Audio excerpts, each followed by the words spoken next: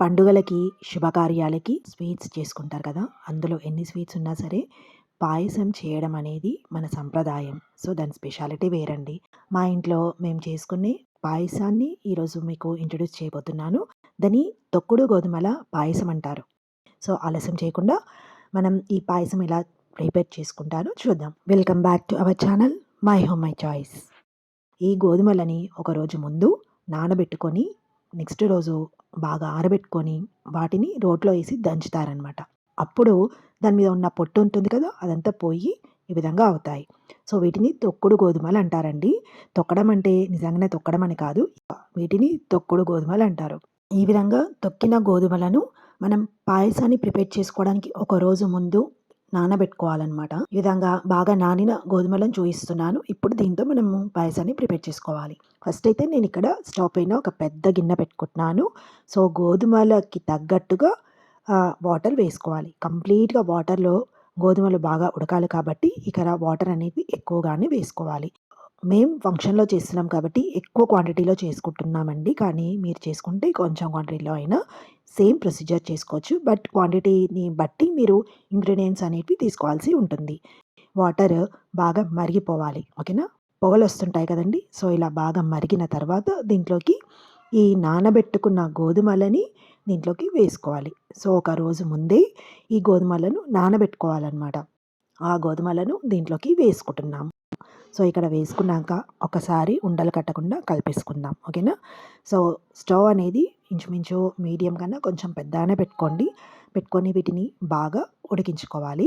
So, ఇది ఉడకడానికి చాలా టైం పడుతుందనమాట. మధ్య మధ్యలో మూత పెడుతూ పొంగకుండా చూసుకుంటూ ఉడికిస్తూ ఉండాలి. సో, మధ్యలో మీరు ఆ గోధుమలను తీసుకొని ప్రెస్ చేసి చూడండి. ఇట్లా నొక్కి పెట్టి చూస్తే, ఈ విధంగా నొక్కి చూస్తే ఆ గోధుమ అనేది ఈజీగా మెత్తగా అయిపోవాలనమాట. అప్పుడే అవి ఉడికినట్టు.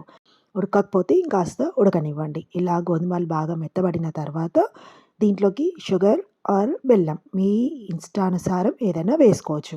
సో, గోధుమలు ఎంత క్వాంటిటీ తీసుకుంటామో అంతే క్వాంటిటీలో బెల్లం ఆర్ షుగర్ తీసుకోవాలనమాట. ఆరోగ్యానికి మంచిదంటారు కాబట్టి బెల్లం యాడ్ చేసుకోవడానికి ప్రిఫర్ చేయండి. ఓకేనా? సో, నేనిక్కడ బెల్లం ఎక్కువగానే వేసుకుంటున్నాను. అండ్ కాదు కొంచెం షుగర్ యాడ్ చేసుకోవాలనుకునే వాళ్ళు ఒక 10-20% షుగర్ కూడా యాడ్ చేసుకోవచ్చు. యాడ్ చేసుకొని బాగా ఉడికించుకోవాలి మళ్ళీ. ఈ షుగర్ కానీ, ఈ బెల్లం కానీ గోధుమలు పట్టేసుకొని ఆ స్వీట్‌నెస్ రావాలనమాట. సో, బాగా కలిపేసుకొని మళ్ళీ కాసేపు ఉడికించుకోవాలి. నార్మల్‌గా చాలామంది అండి గోధుమ రవ్వతో చేసుకుంటారు. బట్ ఈ రకమైన గోధుమలతో పాయసం చేసుకోవడం మీరు చాలామంది తక్కువగానే చూసి ఉంటారు. ఒకవేళ మీరెవరికైనా తెలిసి ఉంటే యెస్ అని కామెంట్ చేయండి. తెలియని వాళ్ళు ఉంటే గనక నో అని కామెంట్ చేయండి. అండ్ ఇంకొక విషయం అండి, నేను పెట్టే వీడియోస్ అన్నిటికీ కూడా వాటి ప్రొడక్ట్స్, మరికొన్ని ప్రొడక్ట్స్ కూడా నేను ట్యాగ్ చేస్తున్నాను. సో, మీకు స్క్రీన్ పైన కనిపిస్తుంది. మీరు అక్కడికి వెళ్ళి మీకు నచ్చితే గనక మీరు పర్చేజ్ చేసుకోవచ్చు. సో, ఇలా ఉడికిన తర్వాత దీంట్లోకి నేను ఫంక్షన్ కాబట్టి కొంచెం కలర్‌ఫుల్‌గా ఉండాలని లైట్‌గా కలర్ యాడ్ చేసుకుంటున్నాను. బట్ ఇంట్లో చేసుకుంటే మీరు ఏం కలర్ యాడ్ చేయాల్సిన అవసరం లేదు. అలాగే బావుంటుంది.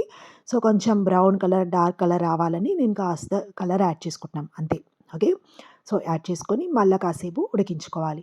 ఇలాచీలు అండ్ కొంచెం షుగర్ మిక్సీలో వేసుకుంటే ఈజీగా అవి గ్రైండ్ అవుతాయన్నమాట.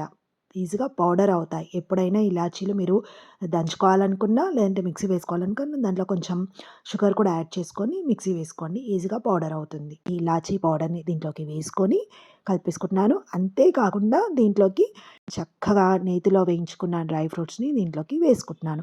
సో, దీంతో పాటు మీరు ఇంకేమైనా డ్రై ఫ్రూట్స్, గసగసాలు ఇంకేమైనా మీరు స్వీట్స్‌లో యాడ్ చేసుకోవాలనుకుంటారు కదా! సో, అవి కూడా దీంట్లోకి యాడ్ చేసుకొని చివరగా కొంచెం నెయ్యి యాడ్ చేసుకొని బాగా కలిపేసుకోవాలి. ఇవి యాడ్ చేసుకున్న తర్వాత మళ్ళొక 15 నిమిషాలు స్టవ్ మీద పెట్టుకొని, ఉడికించుకొని మూత పెట్టేసుకోండి. స్టవ్ ఆఫ్ చేసుకోండి. సో, స్టవ్ ఆఫ్ చేసిన తర్వాత ఒక 10-15 నిమిషాల తర్వాత సర్వ్ చేసుకుంటే మన తొక్కుడు గోధుమల పాయసం టేస్ట్ చేయొచ్చు. చెప్తున్నాను కదా! చాలా టేస్టీగా ఉంటుందండి. కమ్మగా ఉంటుంది. అద్దరహో అనాల్సిందే ప్రతి ఒక్కరు. సో, మా ఫంక్షన్‌లో మా దగ్గర ఏవైనా పూజలు కానీ, ఒడిబియ్యాలు కానీ లేదంటే స్పెసిఫిక్‌గా పెళ్ళికి ముందు ఒకరోజు ముందు బోనాలుంటాయి కదా! సో, ఆ టైంలో ఈ స్వీట్ చేశారనమాట.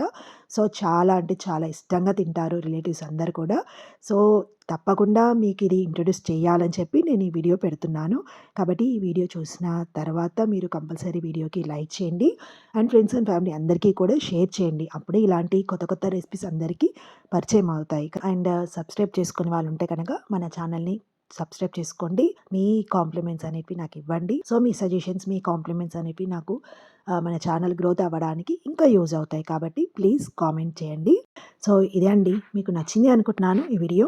సో, తప్పకుండా వీడియోకి లైక్ చేయండి. అందరికీ షేర్ చేయండి. నెక్స్ట్ టైం మరొక మంచి రెసిపీతో మన ఛానల్‌లో మళ్ళీ కలుద్దాము. మీ సమత. అప్పటి వరకు నమస్తే. Thank you so much. Bye.